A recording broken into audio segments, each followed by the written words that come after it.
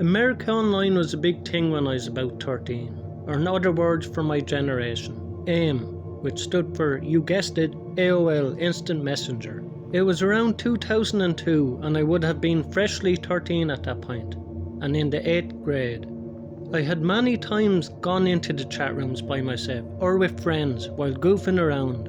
Unfortunately, unsolicited photos were a thing back then too, but usually you could stay clear of that by the chat room you had decided to enter. I didn't have any photos of myself, and this was back when you had to use digital photos and upload it from your camera. Plus I was 13 and self-conscious, which I'm sure anyone can relate with. But one day a guy popped up on my screen wanting to chat. It went fine at first. I was very naive back then, and we quickly fell into a pattern of talking. His name was Dave and he lived in California. Eventually our near daily interactions led him to sharing a lot about his life, what goes on in his mind, and that apparently he loved me. But the problem was he was 19. This of course went with pressing me for pictures of myself. Now I wasn't proud of this at first, being 13. I just sent some pictures of some random girl I found on the internet and said that it was me. He said that he instantly fell for me, telling me age is just a number and how mature I was by his own approximation. Now at this point he did not live in state, so there was not any chance of us meeting, but in time he told me that him and his mother were moving up to the city that was about an hour and a half away. He began begging me to see him and go to a movie or go to the fair or anything. I had to break the catfishing through and say those pictures were not me, but it was someone else. I'd be lying if I said that he wasn't furious at that point. He'd been looking forward to a different type of child this whole time. Dave forgave me a few days later though, saying that I still want to meet you because I love you. All of the things you would say to a young girl to get her to swoon. I think back and I'm like, wow, I was 13, so I told my best friend everything. I just explained that I wanted her to go with me to meet him. There was this whole plan about him driving to see me and going to the movies to finally meet this person who conditioned me to think that I was the love of his life. Looking back at this as an adult, I believe I'd been brainwashed into believing that this was actually normal. I didn't tell my mom, of course, and honestly she didn't notice any of this was going on to begin with. So the day my friend and I were going to meet up with Dave, her mom came and picked us both up from school. She turned around and faced me when I got into the car and said something that made my stomach drop. She said, "Chrissy, you are not going to the movies. You are not going to meet up with that man. You're going to end up seriously hurt or kidnapped. And I'm not going to allow that to happen." I cried and cried because I honestly thought I could handle everything and be fine. She told me she wasn't going to tell my mom, but I had to promise to never speak to that man again and never plan to meet a stranger online. He ended up showing up and was upset that I wasn't there. He went a name flying off the handle like I'd never seen at that age. It really scared me. While his words were frightening, what frightened me even more was thinking that I almost willingly put myself in this person's vicinity. Had I not been intercepted by my mom's friend, I held up the promise and I never talked to Dave again, but I easily believe I would have been kidnapped or worse. That evening, if my best friend's mom hadn't stepped in the way she did, my mom would have been none the wiser, because I was none the wiser.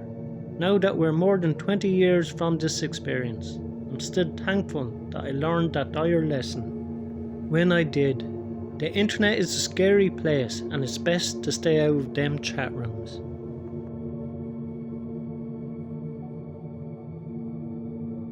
I work in retail and I have a very unique name. This story happened a few years ago when I first started out my job. I work at a 24-hour convenience store, and at this point I was working the graveyard shift. I'm used to all types of unsavoury folks, but there was this one guy who left me particularly unsettled. It had to be about 3 AM and unfortunately I was working alone because my co-worker decided to call out sick. The store was absolutely dead and I was packing out a delivery when he walked in. It was a short, stocky black man, a little older than me, probably late 20s. I looked up from the task at hand and greeted him with a friendly customer service smile before asking him if he needed help with anything. He grinned, looked me up and down. his brown eyes darkening with lust.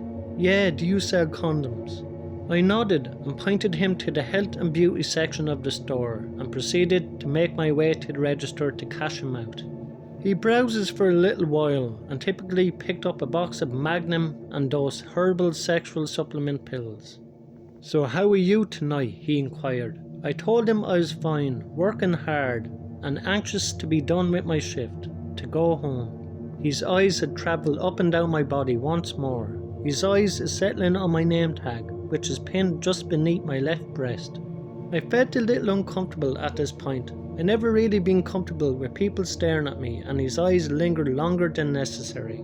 He asked how to pronounce my name. I tell him and he says it's nice. Politely I said thank you and began to scan and bag his items, trying to avoid eye contact. At this moment he asked, "Do I have a boyfriend?" Truthfully I said yes. He comments that he must be a lucky man and wishes he could be in his shoes. Again I smile uncomfortably, and as we're supposed to do, ask if he needs anything else. "Not unless I can have you," he responds, rather lazily. Now I'm getting annoyed. I ignored his comment and proceeded to tell him to total. He swipes his card. I complete the transaction and tell him to have a nice night. He thanks me and then asks if I'm working by myself. No, my co-worker's downstairs doing some paperwork. The lie came instinctively. But at this point he grins. "No, he isn't. I've been watching you since 12, and I haven't seen another person in here all this time." "Are you afraid?" he asks. I frowned. Okay. He's been watching me. That's not creepy at all. I tell him he needs to leave if he's done shopping. I have work to complete. Once again he laughs at me, pretty much right in my face. I thought he was going to argue, but just then a group of drunken guys walk in, and he takes that opportunity to leave. Later that evening I pull out my phone to check my Facebook and see that I have a single new friend request. Guess who it's from? Again, I have a unique name. There's only 2 people on Facebook that have it. I block and delete the friend request immediately. The next morning as I'm heading to the subway station, I see there's a poster in the ticket taker booth and it happens to catch my eye. The face of this poster was all too familiar. It was the creep from my store. The picture didn't have a name attached to it, and the quality appeared as if it was pulled off a surveillance camera. But it was the heading that really grabbed me. Wanted for sexual assault and battery at the East 96th Street station. If seen, please report to the transit police immediately. I see that the incident happened more than a month ago. I make it to work and hurriedly tell my manager, who called the police and gave them our tip. I don't know if this man was ever caught, but please let's not meet outside my store, or inside my store for that matter. I can trace my uncomfortability with wearing name tags back to that singular experience. Thanks to that too.